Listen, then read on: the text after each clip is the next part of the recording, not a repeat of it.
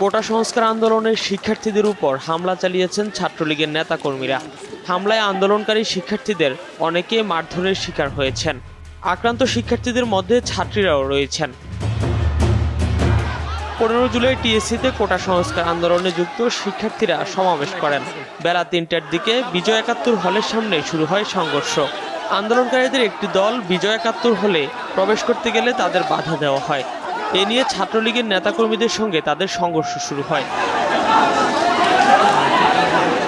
আন্দোলনকারী শিক্ষার্থী ও ছাত্রলীগের নেতাকর্মীরা দুই পাশে অবস্থান নিয়ে কিছুক্ষণ পাল্টাপাল্টি ধাওয়া ও ইটপাটকেল নিক্ষেপ চালিয়ে যান। অনেক শিক্ষার্থী ছাত্রলীগের নেতাকর্মীদের লাঠির আঘাতে আহত হয়েছেন।